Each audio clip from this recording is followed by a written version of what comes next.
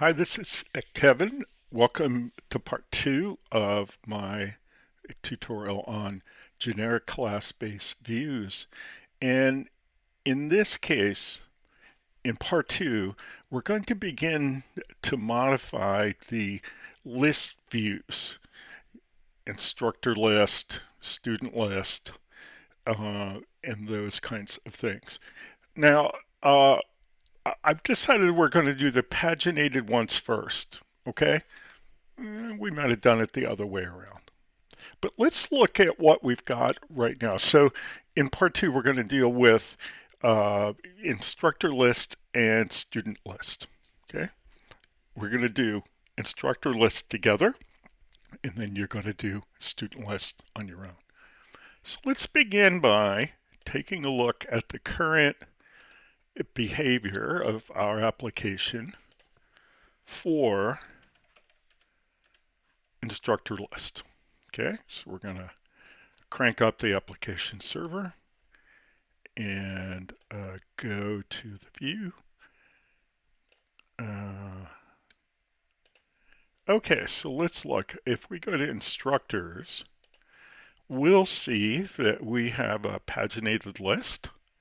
Okay, and the pagination is cool, but it's not super sophisticated. Okay, the layout of it is not what it could be, and some things like that. And it could use some more features. So let's look.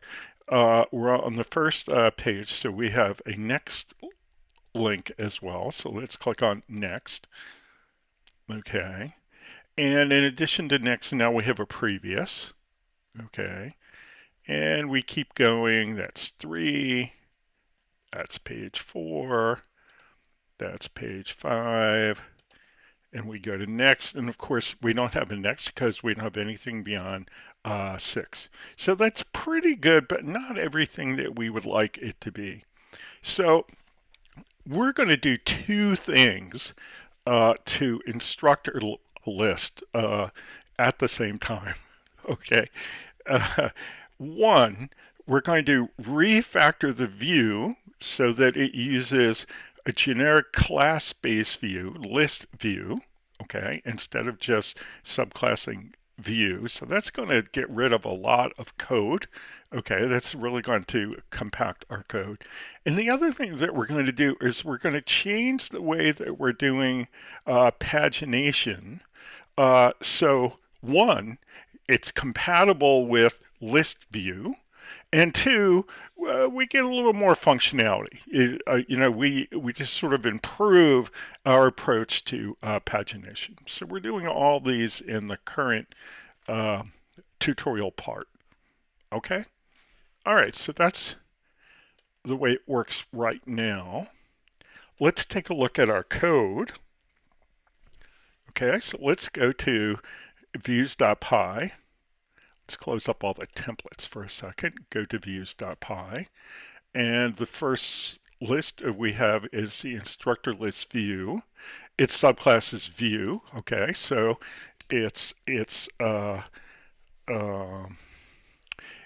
not a subclassing list view yet.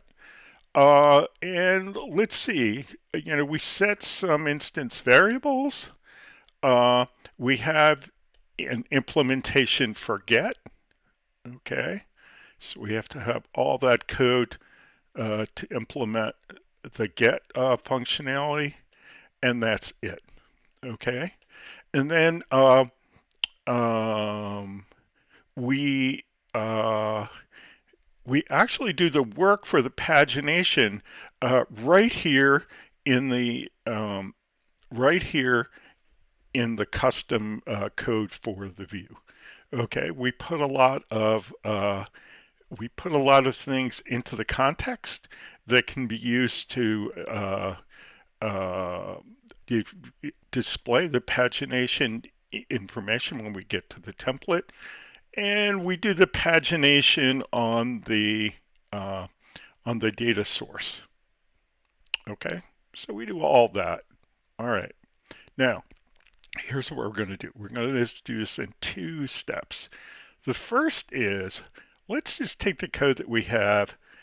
This is the thing that I'd like to show people to do.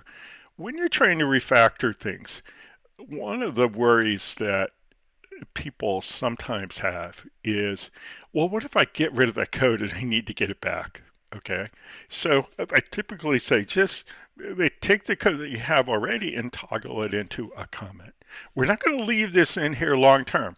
Once we're confident we've done the refactoring, we're going to get rid of the commented code and then test it one more time to make sure that getting the comment out hasn't somehow inadvertently broken it. Okay, not typical that it would, but let's see that. Okay, so we've got this. Now let's bring in the new code. Okay, so I'm going to pause and I'll be right back when I have my new code. Okay. Okay, I found it, so I'm going to paste it in. This is the new code. All right. Do we have everything that we need here to make everything work? No, I've kind of turned off the pagination for a short time, and we'll get it back in a couple of minutes. Okay. And we need an import for list view, so I'm just going to hover over it and take the import. And we want the one that's in Django views generic list view. That's the one that we want. Okay. All right. Good. We have that. That's a lot less code. Yeah, it is. Now, some of that is the fact that we took out the pagination code. But if you look at our other list views, even let's look at something like section list. Okay. We've got more code in section list than we have right here, right? So we have, even without the pagination issue, we've gotten the code down considerably. And we subclass the list view, and then we just have to say, well, I'll take this back. If we were going to not put the pagination in yet, we wouldn't need the first one. That's it. We just have to tell it the name of the model. We want to say we want a list view for instructor. It's that easy. Isn't that something? Okay, so the pagination is going to be broken, but let's go test it, okay? So let's open this up. Okay, let's bring it over here. So we open this up and we go to instructors. There's all of our instructors. Okay, and it's not paginated. Okay, well, that's okay. All right, we were able to refactor the instructor list view, okay, into very compact code, right? That's a lot less code for us to have to maintain, but we gave up the pagination. So let's get the pagination back, okay? So that's our next step. All right. So, two things we need to do to make this work. I'm going to copy in the whole code and just copy it over top of what we have here. Okay. We need a mix-in to do our pagination logic. Okay. And we also need to tell it how many rows per page. Okay? Those are the only two things that we need to add into the view. That's beautiful. Okay, so page links mix-in needs an import. We don't have the mix-in yet. Where do we put the mix-in? Well, you remember we do have a mix-in that we're using already in utils.py. Okay, it's called object create mix-in and we're using it in our create views. Okay. Uh, so here's what we're going to do. I gave you a starter file called utils.py. So you're going to find that with starter files, and you're going to copy it, and you're going to paste it into the course info app. Go all the way up to the app, right click and say paste. Okay, and then say okay. And we're going to overwrite the one that's there. Okay. Now, did we get all of it? Yeah. So we've got object create mix in. Okay. And we're going to need this for a while. By the time we get to the complete end of refactoring our views to generic class-based views, which is what we're doing in the current overall assignment, this object create mix in is going to be refactored out. So we're not even going to have it. But for right now, we need to keep it. Okay. And here's our new code, page links mix in. And let me just give you a look at that. Okay. It has a lot of common code to what we had before. Okay. But it is, so we're creating a bunch of methods, okay, that help us to kind of load up the information about how to decode the URL string in order to get the page number out of it. How to figure out if we have a first page, how to figure out if we have a previous page that we should show. So what we're going to show on this is not just what we've shown before. We can potentially have a link for the first page, the previous page that's not the first page. The current page is going to have a number, and then we could have a link for the next page and the last page. So we're loading these all up. And I just want to emphasize here, the way we do it in Django is we do all the decisions in the view, right? The view does the heavy lifting in Django, okay? That's because if you go back and you look at the classic model view controller architectural pattern, the view is one of the two things that implement the controller. And I know the names are confusing, but the two things that implement the controller part from classic model view controller architecture are urls.py, views.py. So what we're essentially doing is we're getting ready to preload all of the information about how to render the pagination stuff into the context. Now, how do we get things into the context if we're using one of these generic class-based views like list view? Okay, well, let's just look at the documentation for list view. Okay. And here it is. Let me bring it over. Okay. So list view is one of the generic display views. Okay. One of them is detail view. We'll get there soon, not in this part.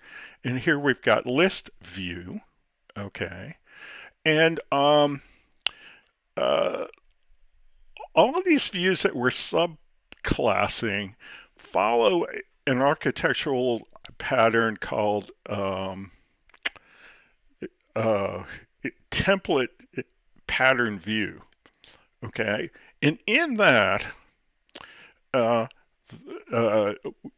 when you use that design pattern, it's more appropriately a design pattern, what happens is that the superclass, this list view, has a bunch of things that get done in order. okay? And some of them you can override. So it controls a list of things that have to be done in order to be a proper list view. And it does these things with methods that you're able to override if you want to do them a little bit differently. And the one method that we are going to override here is get context data.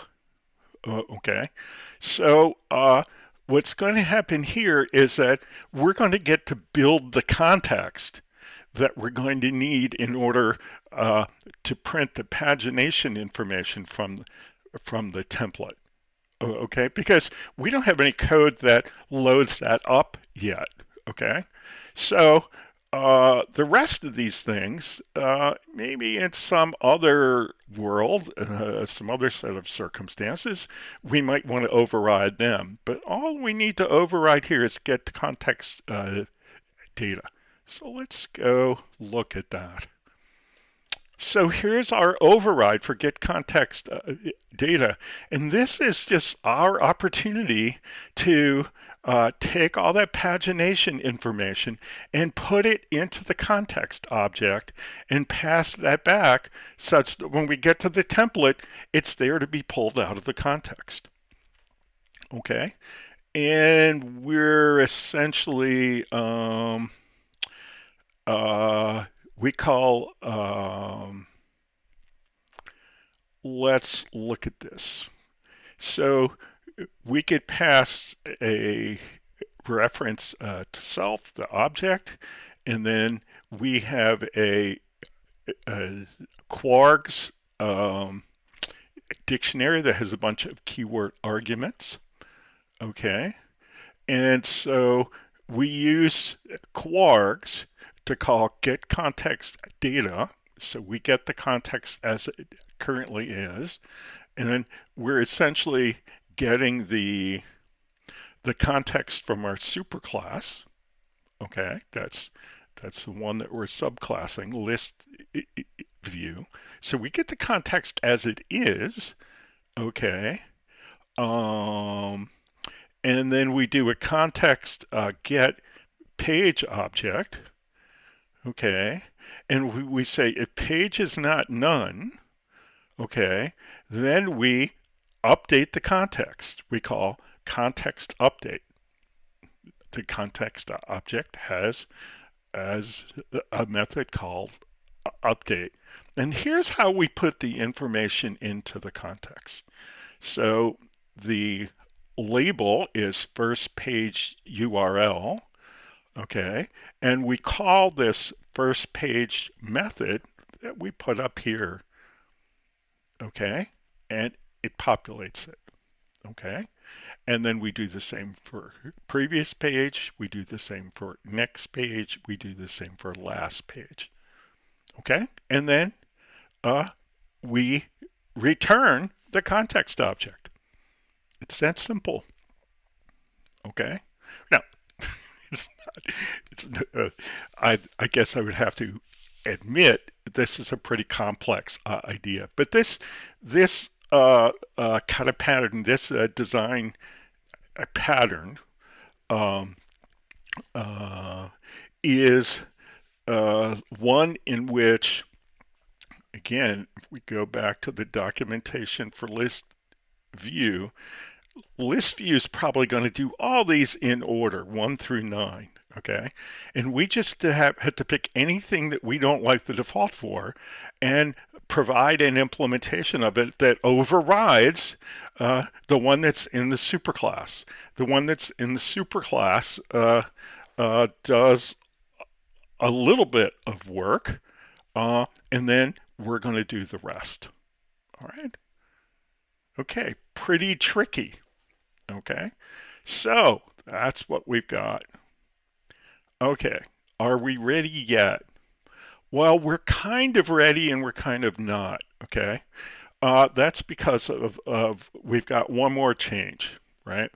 Right now, we have the content that shows the pagination stuff. We have that on on our individual templates. So if we look at instructor list template, if you go down to the bottom, we have this pagination content. Okay. If we look at, say, course lists, nothing at the bottom of that. Okay. If we look at section list, nothing at the bottom of that. Okay. If we look at student list, okay, it's a paginated list, so it's got content at the bottom for the pagination. We're going to decide, what if we want to make it really easy to paginate any list view, okay, just by turning on a little bit of code. Okay, if that's true, maybe we want to put the pagination content into the base.html page, okay, and take it out of the individual list templates. So that's what we're doing. Now, we're not going to change the one for student list yet. You're going to do that on your own when you do the part of this assignment that you do on your own. Okay, so let's look back at instructor list. Let's just find this pagination content at the bottom, and we're going to delete it. Okay? All right, so the old pagination content is deleted. Now we have to provide some new. Let's look at base.html. Okay, is there any content at the bottom here for pagination? No, we get to the bottom of the main content and we don't have that, and then we go right into the footer. So this would be above the footer. Okay, but it's not here yet. So we're going to go over to our starter files, okay, where we've got base.html. We're going to copy that now. All right, and we're just going to paste over top of the template. So in templates course info, right click and do a paste. Okay, and then say okay, and then overwrite. Okay, and boom, it just jumped in here. So now in all the pages, if we turn on pagination, there's going to be this optional content that appears at the bottom that is controlled by this if. Okay, and it puts out all the content. And if you look at this, you're going to see that there's some content for first page, there's some content for previous page, there's the content for the page that you're on, there's some optional content for the next page, there's some optional content for the last page. Okay, it's that easy. All right, we're ready to test. Okay, so we're just going to go down here. We still have the development server up. We're going to click on the link.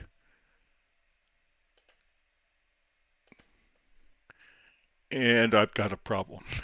So I'm going to pause until I solve my problem. And I promise when we come back, I'll tell you what the problem was. I'll be back.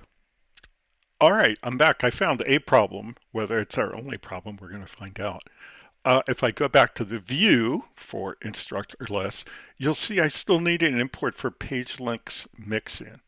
So let's hover over that.